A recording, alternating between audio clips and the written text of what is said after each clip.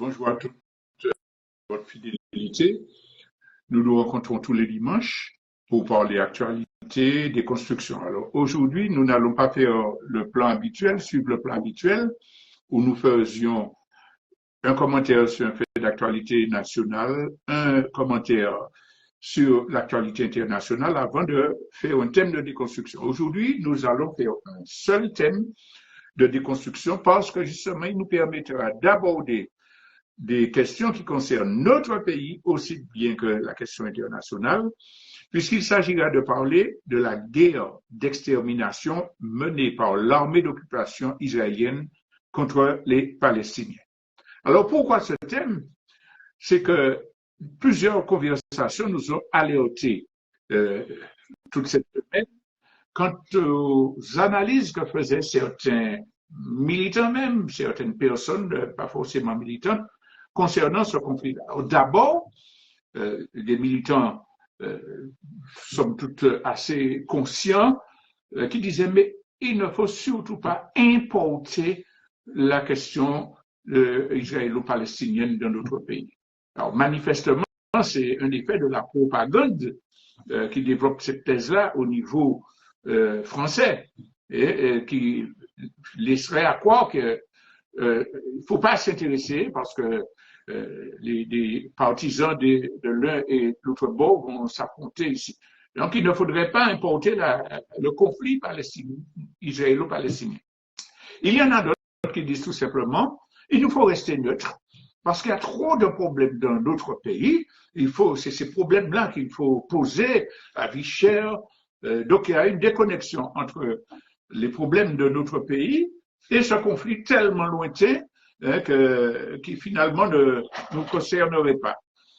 Et puis, il y en a d'autres qui vont plus loin, qui prennent position en disant qu'il faut renvoyer dos à dos les deux parties. D'une part, parce qu'on a des terroristes scélérats qui aussi ont fait des bêtises, et de l'autre part, une armée qui fait des bêtises, mais finalement, qui a le droit de se défendre. Donc, on prend des positions qui consistent à renvoyer les deux parties dos à dos en considérant qu'elles sont toutes les deux responsables des douleurs que leur peuple subisse. Donc, évidemment, tout cela est entretenu par les médias occidentaux, mais c'est très grave parce que nous ne nous rendons pas compte tous que ce conflit-là, c'est un enjeu majeur pour la suite de l'évolution de la situation internationale, notamment l'avancée vers les guerres.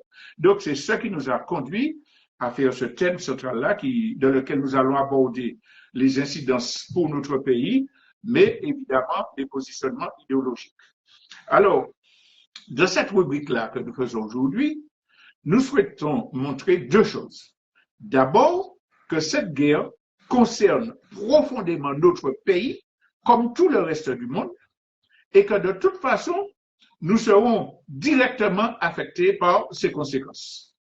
Et la deuxième chose, c'est que le choix des comportements que nous aurons dans le contexte de cette guerre déterminera obligatoirement notre propre avenir. Donc ça va plus loin que la première considération que nous avons énoncée.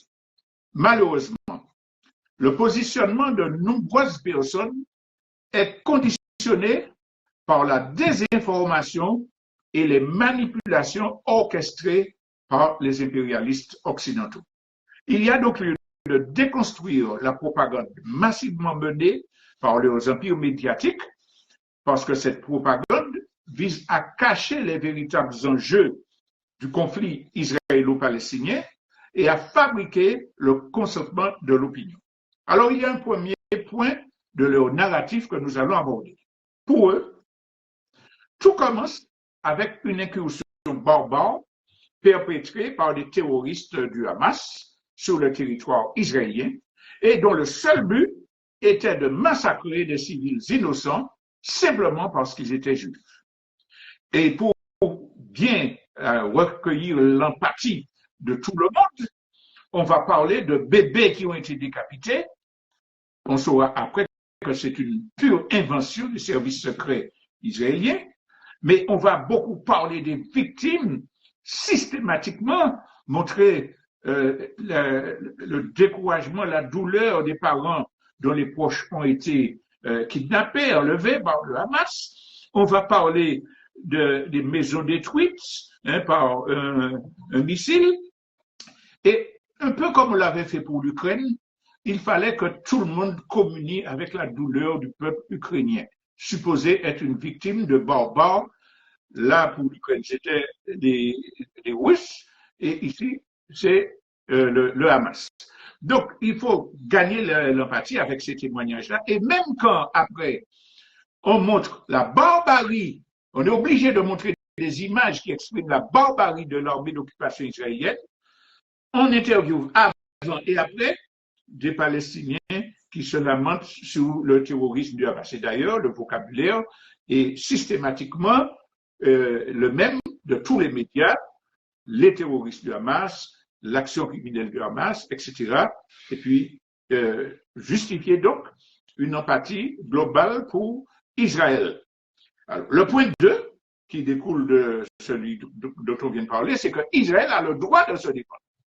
Donc, on aurait un pays là, gentil, tranquille, qui n'a rien fait à personne, et puis que des terroristes viennent provoquer en tuant des civils et en kidnappant des gens qui étaient dans une répartie.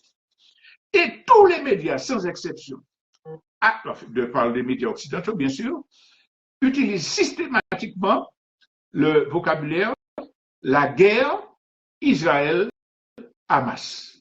Donc, ce qui se passe là serait, à leurs yeux, en tout cas, ils veulent nous le faire croire, une guerre entre Israël, le peuple israélien attaqué, et une organisation terroriste, le Hamas.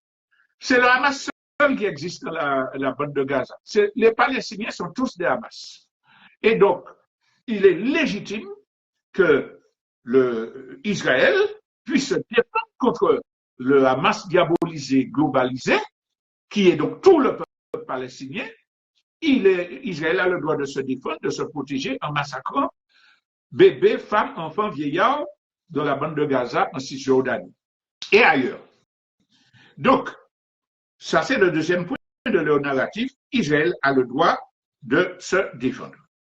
Le troisième point, le troisième élément de la propagande des impérialistes occidentaux, c'est en fait que le monde entier doit se mobiliser contre le terrorisme et l'antisémitisme, parce que c'est de cela qu'il s'agit, et tous ceux qui ne soutiennent pas la vengeance d'Israël sont des antisémites. Tous ceux qui soutiennent le peuple palestinien bombardé sont des agents du terrorisme, qui plus est un terrorisme islamiste.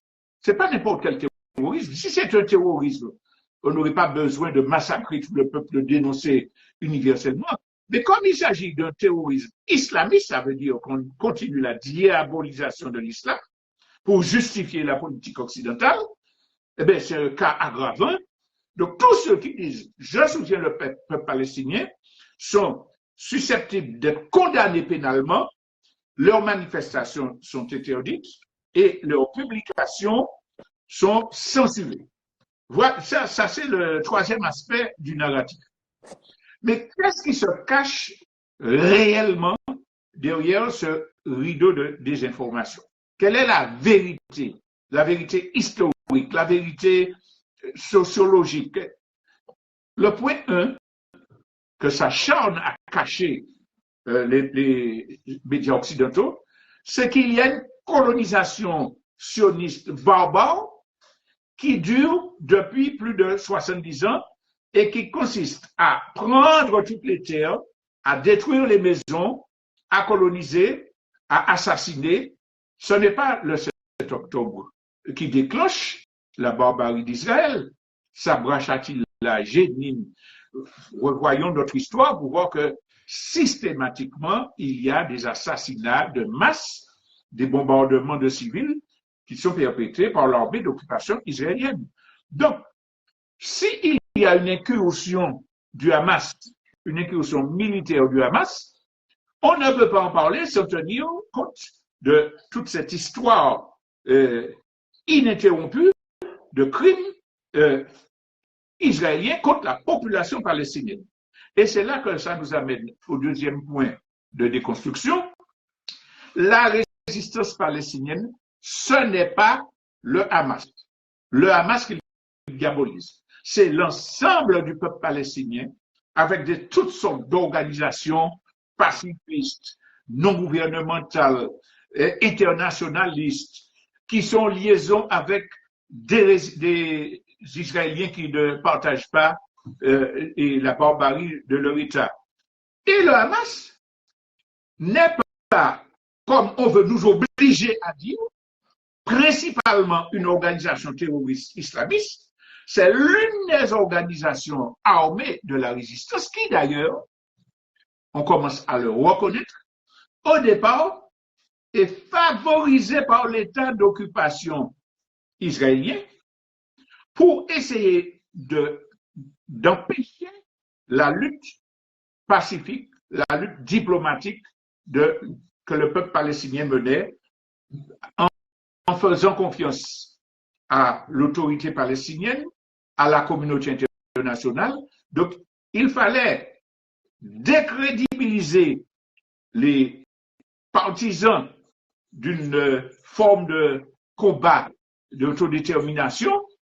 Il faut dire que certains de ces gens-là se sont eux-mêmes discrédités par leur politique de répression des opposants et par la corruption. Mais rappelons que le Hamas, à l'origine, est poussé par Israël, financé par Israël, qui laisse passer des fonds qataris par ces banques, par ces territoires, pour aller équiper le Hamas. Parce que ça le servait. Ça servait à l'État d'Israël jusqu'à présent. Sauf que, quand un peuple dominé est armé et résiste contre une puissance d'occupation, même si à l'origine, il y avait des gens qui avaient été manipulés par Israël, eh bien, ce peuple-là s'empare de la structure et même des actions armées. L'essentiel des actions menées par le Hamas ne sont pas des actions qu'on peut qualifier de terroristes. Je dis bien que l'essentiel des actions qui se mènent, ce sont des actions contre les forces d'occupation israéliennes.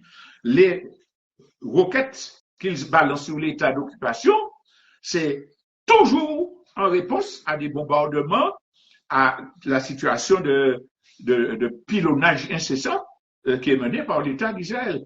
Est-ce qu'on peut qualifier des gens qui mènent une lutte de libération de leur pays de terroristes?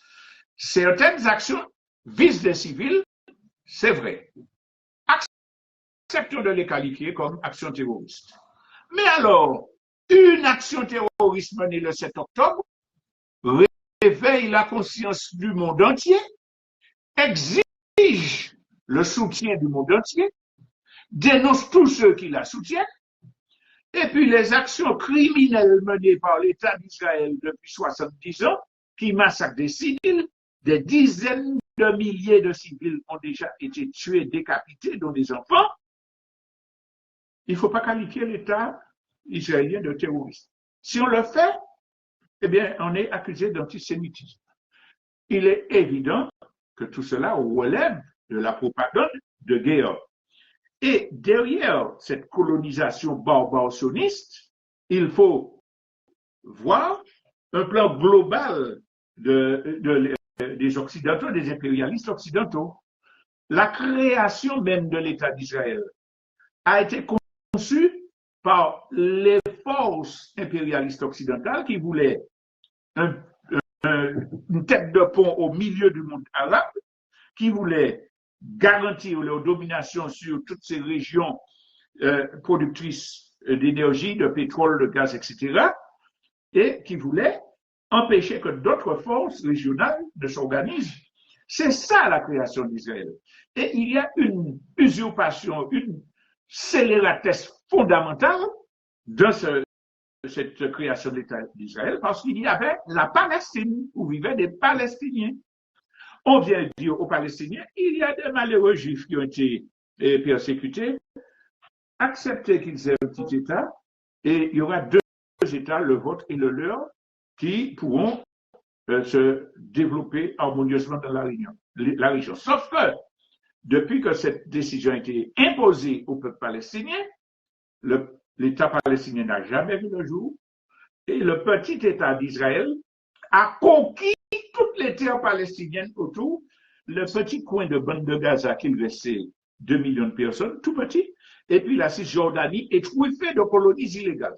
Donc il y a une usurpation, une manœuvre occidentale terrible. Mais ce qui se passe, c'est que l'évolution de la situation dans cette région-là inquiète les puissances occidentales qui voient que d'autres forces les concurrencent, que d'autres États prennent de l'importance et qu'ils risquent de perdre le contrôle sur cette zone-là. Donc, il faut renforcer l'armée d'occupation, l'État fasciste de Netanyahou, pour qu'il puisse régler la question palestinienne de façon définitive.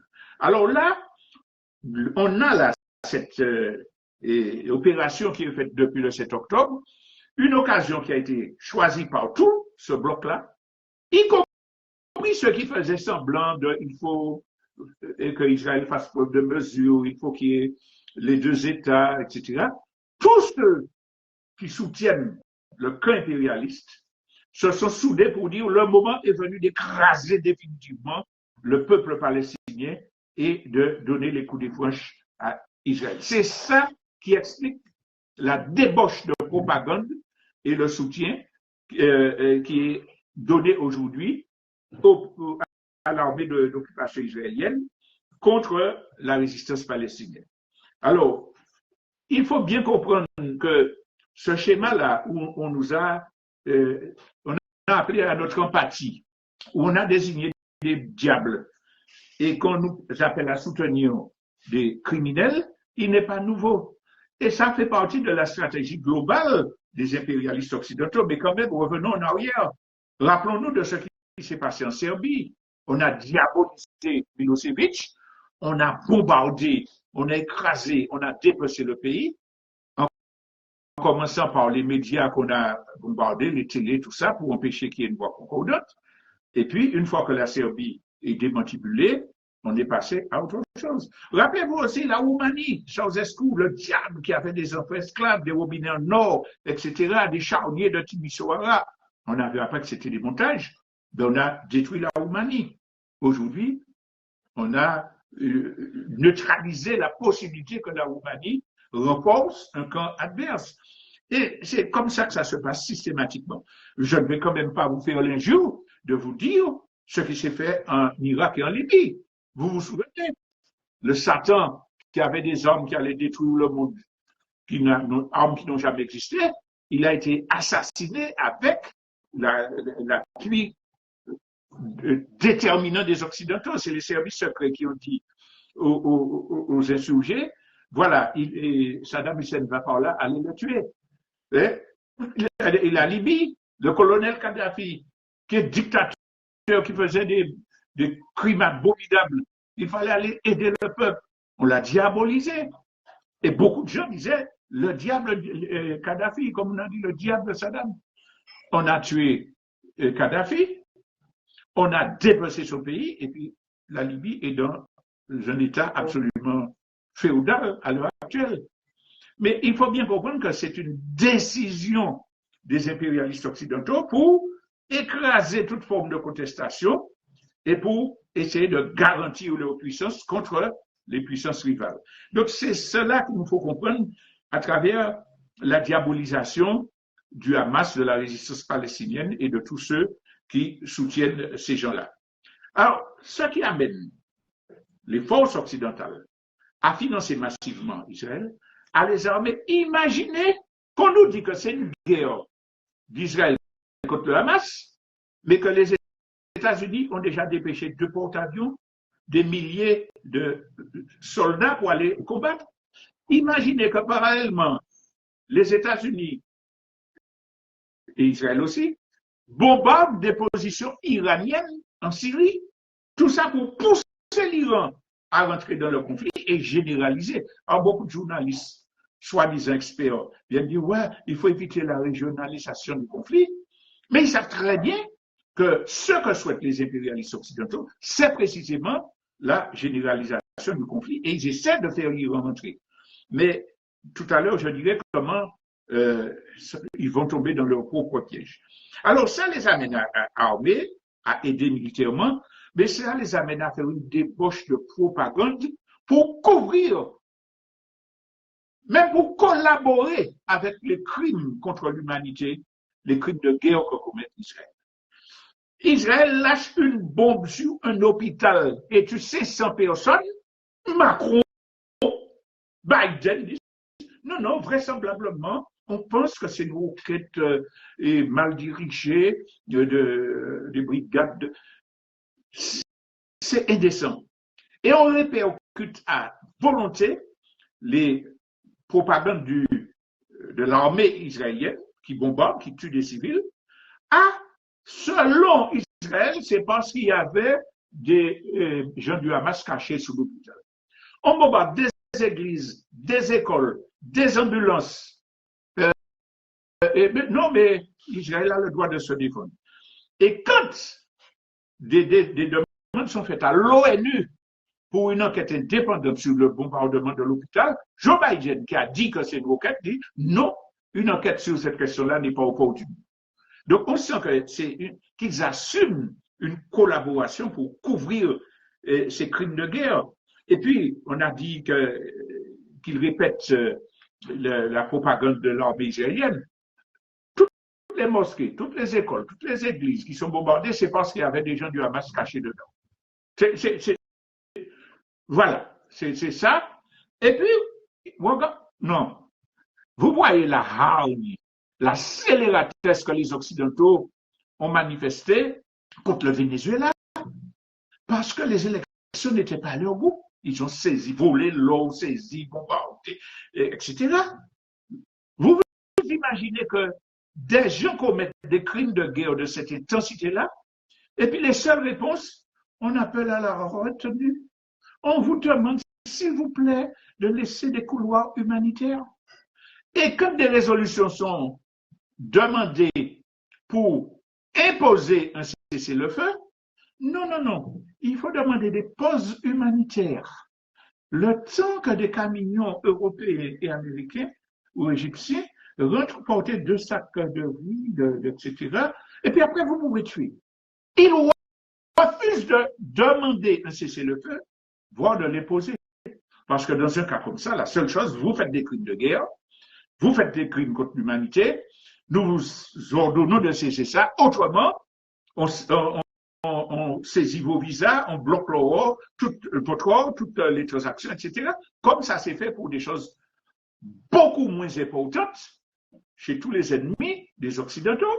Ah non, il faut une pause. Alors, s'il vous plaît, laissez mon camion passer, puis après, vous pouvez continuer à tuer des civils. Et puis, ils approuvent l'idée, ils répandent l'idée que Israël, c'est une armée démocratique, Vous vous imaginez, ils sèment des tracts pour dire aux gens, nous allons bombarder votre quartier, donc partir. Et puis, 3 heures avant, donc, ils sèment ces tracts-là. Donc, s'ils bombardent et que les gens meurent, c'est leur faute. S'ils n'ont pas pu partir, parce qu'ils sont grabataires, parce qu'ils n'ont pas de moyens de locomotion, parce que les routes sont bloquées à cause des premiers bombardements israéliens. S'ils ne peuvent pas fuir parce qu'il n'y a pas d'essence pour mettre dans les voitures, parce que justement, Israël empêche que l'essence arrive pour les ambulances, pour les hôpitaux, pour les déplacements des gens à qui il dit de fuir la région. Et puis les journalistes occidentaux reprennent l'affaire. Ils sont, oui, Israël est humaniste, Israël leur a dit de partir, tant pis pour eux qui ne sont pas partis. Mais c'est pas des gens pour des imbéciles, c'est vraiment une barbarie, des crimes odieux qui sont commis en toute complicité en toute collaboration avec les gouvernements impérialistes et avec le soutien actif des propagandistes militaires qui sont dans tous les médias occidentaux. Parce que ce n'est pas des journalistes, ça. c'est des propagandistes militaires manipulés, volontairement manipulés, qui se font le relais des affabulations de l'armée israélienne. Alors, on va demander aux gens d'accepter 2 millions d'habitants dans une petite bande, tout petite, tous ceux du Nord descendaient au Sud. Vous allez où? Comment? Par quels moyens? Ça ne nous concerne pas. Comme nous sommes humains, nous vous avons dit ça, donc nous pouvons vous bombarder sans retenue. Alors, cela, c'est la réalité de la situation qui est cachée par la propagande, nous l'avons dit, qui essaie de nous apitoyer et de cacher les véritables dessous de cette guerre d'extermination qui a été menée, qui est en train d'être menée, contre le peuple palestinien. Alors, quelles seront les conséquences prévisibles, mais très fortement probables, de ce conflit qui est en cours? C'est là qu'on commence à dire, est-ce que ça nous concerne ou pas? Eh bien, d'abord, c'est un pas de plus vers le conflit mondial. On a vu que les pays arabes qui commençaient à se rapprocher d'Israël, des Occidentaux, disent non, c'est fini, on n'accepte pas ça. On a vu que la Turquie dit, les Occidentaux, c'est vous qui êtes responsables, nous n'allons pas permettre que vous tuiez un peuple comme ça. Et les populations, on va y revenir, manifestent partout pour dire non, on n'accepte pas ça. Il y a eu une réunion qui s'est faite entre l'Iran, le Hamas et la Russie à Moscou pour étudier la situation. Ben, ils ne sont pas là seulement pour dire que bon, comment faire pour arriver à un cessez-le-feu. Vous pensez bien que Moscou, qui se sent acculé en Ukraine et qui sait le plan, parce qu'ils ont aussi des services secrets, qui sait le plan des Occidentaux, va dire, et il faut qu'on passe ce barrage-là aussi, comme on l'a fait en Ukraine. Donc, on parle de moins en moins de l'Ukraine, mais le fait que l'offensive prévue par les Occidentaux n'est pas parvenue à renverser la Russie, les pousse à aller plus loin. Ce qu'ils refusaient au départ, c'est-à-dire de donner des armes à longue portée, des missiles qui peuvent toucher le cœur de la Russie, ben, ils ont prêché le pas maintenant, ils le font à bientôt, parce qu'il ne faut pas que la Russie gagne le conflit en Ukraine. Toute la stratégie mondiale des impérialistes serait bousculée. Donc, on va vers une accentuation de ce conflit-là. Et je parle parce que quand ça se relie avec la question de la guerre menée par Israël contre le peuple palestinien, on voit bien que ceux qui n'ont pas pu faire librement là-bas, ils vont le faire ici. Et c'est là qu'on peut dire qu'on va vers un conflit mondial majeur. Alors, rappelez-vous que quand la guerre en Ukraine a commencé, les conséquences économiques mondiales se sont faites sentir. Rappelez-vous que dans les rayons en Martinique, il n'y avait pas de moutarde, d'huile, de farine, etc. C'est là qu'on découvrait la place de l'Ukraine dans l'économie mondiale. Mais imaginez que le moment où le conflit va se généraliser, je l'ai déjà dit plusieurs fois, en temps Robert, moun pige, moun crier la misère, mais moun te ka travail, j'ai dit, jardin en terre.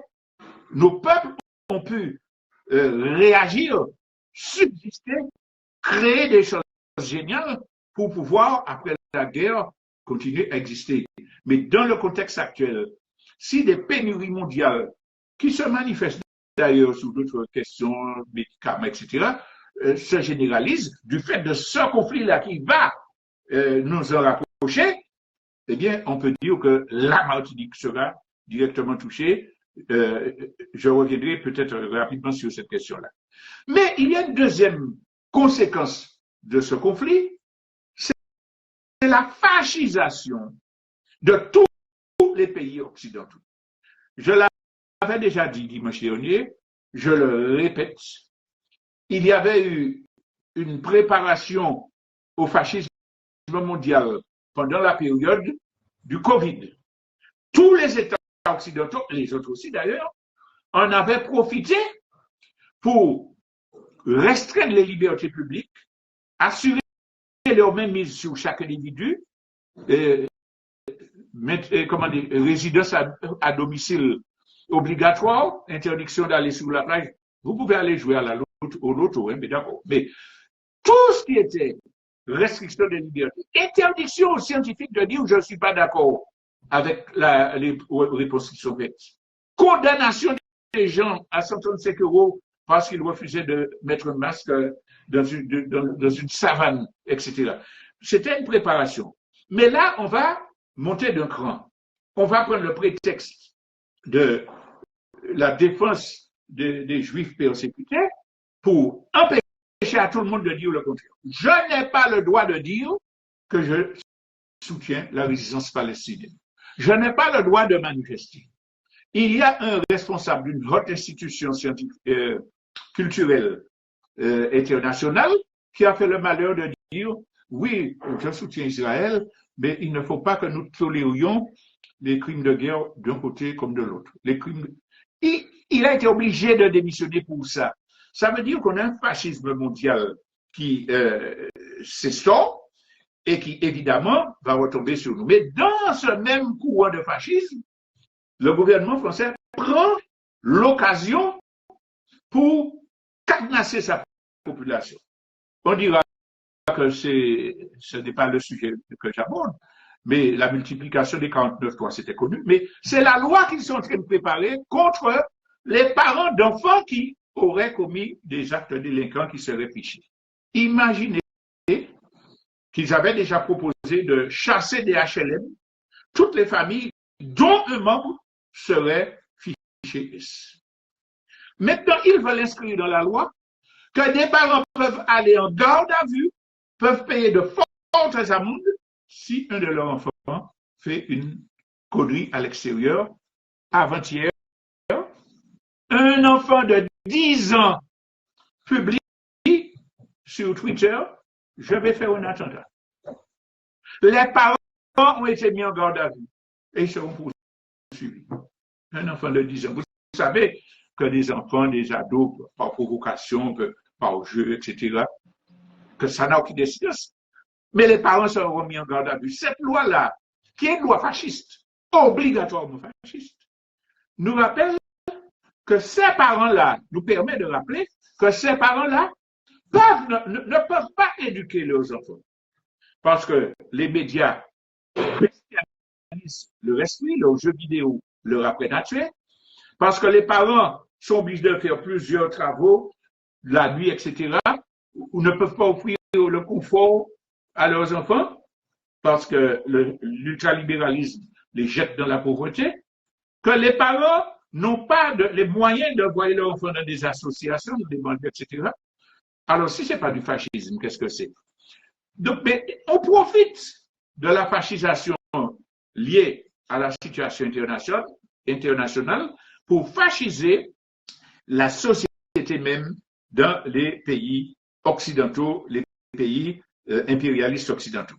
Alors, les conséquences, on a dit des conséquences négatives, mais il y a une conséquence qui sera certainement sanglante, qui sera difficile, mais qui, au bout du compte, se révélera positive, c'est la révolte des peuples contre le système dominant, contre l'impérialisme occidental. Malgré tout ce fascisme dont nous avons parlé, malgré toute cette répression dont nous avons parlé, ils ne parlent pas de cela comme il le faudrait dans leurs médias, mais il y a une protestation mondiale massive en soutien au peuple palestinien et pour condamner les crimes de guerre israéliens. Australie, on a vu des centaines de milliers en Turquie, et Grande-Bretagne, et États-Unis, partout, des dizaines de milliers de personnes. Et même en France, où les manifestations sont interdites, des milliers de gens déboulent parce qu'on n'arrive plus à tromper l'opinion publique aussi aisément avec la contre-information menée par les réseaux sociaux, les images des crimes qu'ils font. Et surtout, ce qu'ils cachent, c'est que les Juifs, de plus en plus nombreux, ne soutiennent soutiennent pas la politique fasciste de Netanyahou et dénoncent l'État d'Israël, y compris des rabbins. Ils manifestent, ils sont même mis en garde à vue parce qu'ils manifestent dans des rencontres aux côtés de Palestiniens. Ce qui veut dire que la révolte des peuples est en train de se généraliser. C'est un élément nouveau, en fait, il date d'une dizaine d'années, c'est l'internationalisation des luttes, la convergence des luttes populaires. Alors au départ, c'était surtout les questions de défense de la planète, de l'humanité. Nous sommes tous dans le même monde, donc on a des manifestations géantes de jeunes en Europe, partout, qui disent au gouvernement arrêtez votre crime et votre massacre. Et puis après, c'est devenu une attaque contre le système, notamment avec l'assassinat de George Floyd. C'est la première fois qu'on a vu au niveau mondial de puissantes manifestations dans tous les secteurs de la société qui dénonçaient le racisme et la violence policière. Eh bien, ce qui se passe concernant la guerre d'extermination menée par Israël contre le peuple palestinien est de même nature, mais en amplifié. Parce que les gens posent le problème de la domination impérialiste, de la colonisation, de la violence d'État, etc. C'est ce qui se passe là. Alors, ça, c'est un élément positif, qu'il y aura des drames et tout, mais qui annonce un nouveau étage de la lutte pour renverser le système. Mais je veux m'arrêter sur une conséquence qui concerne Israël et le peuple palestinien plus précisément. Alors, vous imaginez que 2 millions de Palestiniens sont bombardés, voient leurs enfants décapités, leurs jambes arrachées, leurs maisons détruites. Ils n'ont pas le droit d'avoir de l'eau, ils n'ont pas le droit d'avoir de l'électricité. Leurs hôpitaux sont pas 2 millions de gens comme ça.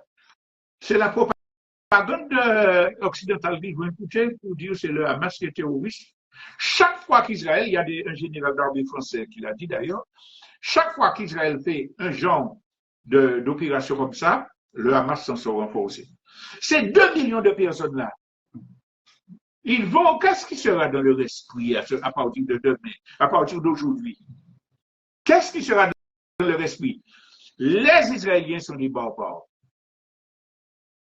La communauté internationale, c'est un ramassis de voyous qui soutiennent un État terroriste. Qu'est-ce qu'il me reste comme issue? C'est là qu'on va voir des terroristes. Il y en aura quelques-uns, c'est-à-dire qui vont aveuglément, mais c'est là aussi qu'on va voir des résistances armées populaires de masse se développer.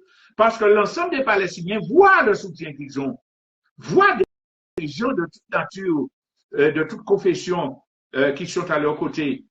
Et c'est justement l'importance que nous exprimions, nous aussi, notre soutien à la révolution palestinienne pour que le plus de résistants possible mènent leur lutte armée, leur nécessaire et indispensable lutte armée sur des bases humanistes. Et donc, cette barbarie sioniste aura un effet pervers pour elle, c'est que le peuple palestinien sera encore plus massivement de la population parce qu'ils ne pourront pas, même avec leur bombardement, leur incursion terrestre, ils ne pourront pas tuer 2 millions de personnes, enfin. Vous imaginez ça? Ils vont peut-être en tuer 20 000, 30 000 encore, mais ce qui reste, c'est ça qui va détruire Israël. Et tout le monde arabe qui se révolte, qui va devant les ambassades israéliennes, vous croyez qu'ils ne vont pas également entrer dans une lutte plus radicale contre l'État d'Israël? C'est là que nous voulons attirer l'attention. Que les véritables antisémites, ce sont les Occidentaux. Ils disent, on défend, il faut condamner les antisémites, mais quand ils disent, les Juifs ont le droit de vous tuer, les Juifs ont le droit de faire ce qu'ils veulent, et vous n'avez pas le droit de résister, quand ils disent ça, ils vont relancer la haine contre les Juifs parce qu'eux-mêmes cachent les actions de résistance de dénonciation des juifs progressistes, des pacifistes progressistes. Ils cachent ça. Donc, ceux qui sont face et qui sont bombardés, eh bien, ils vont tomber dans le panneau à cause de cette propagande éhontée là.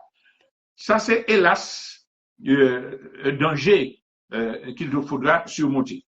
Mais si Israël arrive à raser Gaza et le peuple palestinien, imaginons ça. Imaginons qu'il tue les 2 millions de Gazaouis. Chez eux-mêmes là, qu'est-ce qui va se passer? Vous vous souvenez de l'état des vétérans américains quand ils sont revenus du Vietnam? L'armée américaine a fait ce que Israël fait aujourd'hui à Gaza. L'armée américaine, états-unienne, a fait ça au Vietnam. Bombe au phosphore, massacre de villages, etc. Barbarie totale, ils ont fait ça. Ils ont dû partir. Mais les soldats états-uniens qui sont rentrés aux États-Unis, je vous invite à aller taper dans les moteurs de recherche. Ils ont toutes débiellé. Ils ont toutes quatre fois madame yo, battre madame yo. La plupart vont en hôpitaux, dans les hôpitaux psychiatriques parce que de retour chez eux, l'image des barbaries qu'ils ont faites les hante. Leur conscience les ronge. Tous les soldats israéliens qui sont là à faire ces crimes-là, vous pensez qu'ils ne vont pas être dérangés mentalement quand l'histoire sera finie? Et puis les otages, les familles d'otages qui disent à Netanyahou, ne bombardez pas, vous tuez nos enfants, négociez pour arriver à une chose. Ils ont commencé à manifester, c'est vous qui tuez. Quand les otages auront été tués, ces familles-là, elles vont soutenir Netanyahou. Les mobilisations qui se font depuis des mois contre sa loi d'amnistie des voleurs dont il fait partie, elles vont reprendre, mais à un autre niveau, à un niveau plus politique. Parce que les gens qui, après cette barbarie-là, seront bannis de l'humanité. Ils seront honnis de l'humanité. Il y en a quelques-uns qui disent, ah oui, il faut les bombarder, il faut notre sécurité. Tout ça, c'est des débiellés. Parce que ça ne va pas se faire. Ils ne vont pas arriver à faire ça. Alors, c'est là qu'il nous faut parler des contradictions, des conséquences plus concrètes pour notre pays. Je l'ai déjà abordé en disant les effets économiques et en rappelant ce qui s'est fait pendant la guerre de l'Ukraine. Mais au-delà de la crise économique, l'extension du fascisme dont nous avons parlé, puisque nous sommes une colonie française. Si le fascisme se développe en France, vous pensez bien qu'il sera amplifié en Martinique, d'autant plus que nous l'avons déjà dit, la France en position de difficulté sait qu'elle va perdre la Martinique et accélère le génocide par substitution, accélère la répression contre les militants. Donc, il est indispensable. Et je pense que c'est peut-être le point le plus important que nous devons